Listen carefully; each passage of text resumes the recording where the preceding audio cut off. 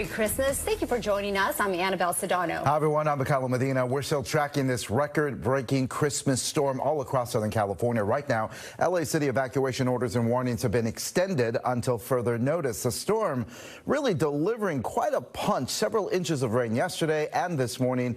It took a brief break before ramping up again earlier tonight. We are seeing flooding, of course, mud flow, down trees, power outage. It's a mess out there. The most hard-hit areas have been in the Inland Empire, specifically near Wrightwood and Phelan. That's right. And a state of emergency is currently in effect across Southern California.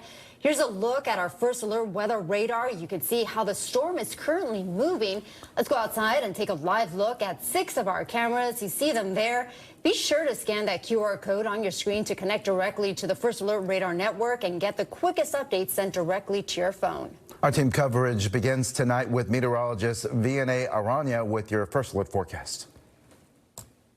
Active weather remains not just for Southern California. The entire state of California is experiencing flood warnings, watches, marine warnings that at times could continue to go into effect in through the next couple of hours. Zooming in right now a bit closer to LA, we're still monitoring in through Oxnard, LA County, stretching out through the marine. We've got several marine warnings that have gone into effect as well. Here is what I am monitoring in these next couple of hours. We can't let our guard down. We're going to see periods of heavy rain yet again. The risk of flooding will remain. Think about those low-lying areas, possible debris flows, mudslides, dangerous coasts. Marine warnings will continue to be a possibility within these next hours, as we could see several pop-up thunderstorms into the evening. Also, flash flood warnings with the possibility of a quick rise in those streams and creeks. Coming up, we'll talk more about the timing as we inch into tonight and what to expect into the weekend. Meantime, a powerful storm that moved through yesterday is still creating problems tonight in some of San Bernardino County's high desert and mountain communities.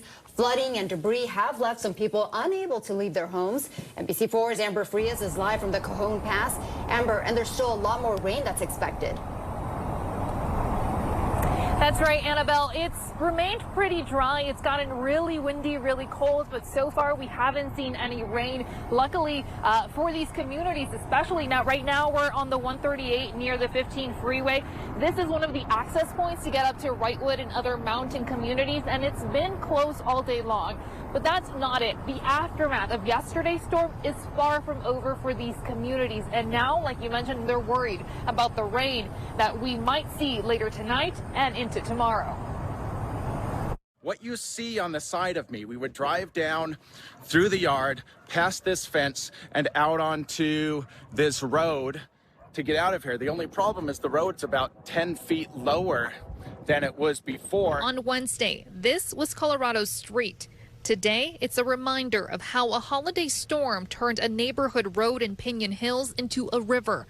Now, a deep trench, trapping people in their homes. It's about head level, but I'm inside what was our road. Timothy Needham says floodwaters did not reach his home, but they completely cut off access. He says because of the flooding, water service to his entire community was also cut off. We're in that situation where we're lucky to be here and have a house, but at the same time, we need more services than we can provide on our own. The storm for many in the San Bernardino County communities turned a day meant for celebration into chaos. Homes flooded, roadways disappeared under muddy water, and people in Piñon Hills, Wrightwood, and Lytle Creek were stuck inside their homes. Needham captured this helicopter rescue of a neighbor. Apart from that, San Bernardino County fire officials say a child also suffered minor injuries. We have had a number of homes that have been completely flooded.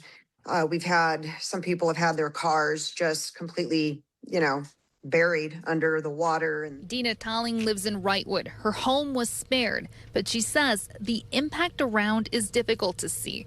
She says many of her neighbors are without power. And being Christmas Day, nothing is open. Meanwhile, San Bernardino County emergency crews are clearing debris and checking on people. But with more rain on the way, communities are hoping for calmer weather and a chance to recover. And at this time, all evacuation orders, the mandatory orders for communities impacted by the storm, have been downgraded to recommendations. still, officials want you to stay vigilant, especially as we see this next round of rain coming in. And if you do need to evacuate, there's an evacuation site set up at the San Bernardino County Fairgrounds. That is in Victorville. But for now, reporting live from the Cajon Pass, Amber Frias, NBC4 News.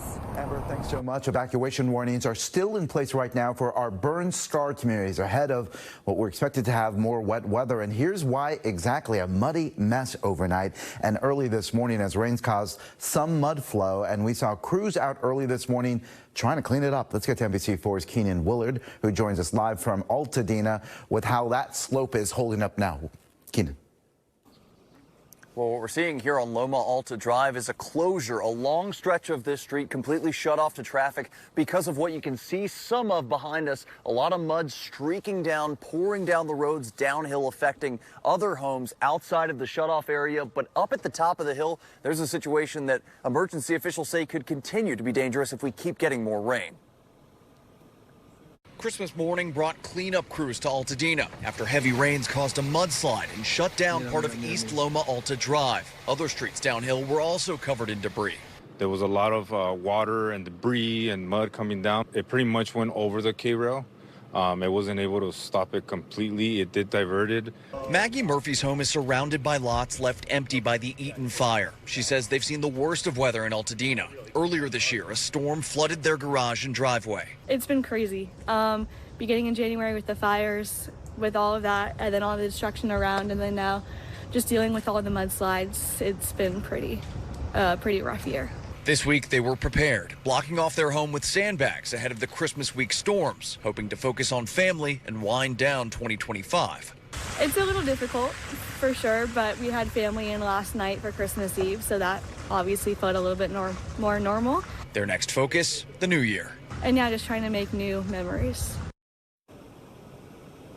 The LA Sheriff's Department says there's no timeline yet for when Loma Alta Drive could reopen because, again, we could be facing potentially more heavy rain going into the hours and days ahead. In Altadena, Keenan Willard, NBC4 News. Keenan, thanks so much. Cabrillo Beach and San Pedro closed right now due to an increase of sewage from the storm. LA County Public Health says at least 100,000 gallons of sewage is spread up and down the beach there. People are advised to avoid that area altogether. The warning is in effect until Monday morning.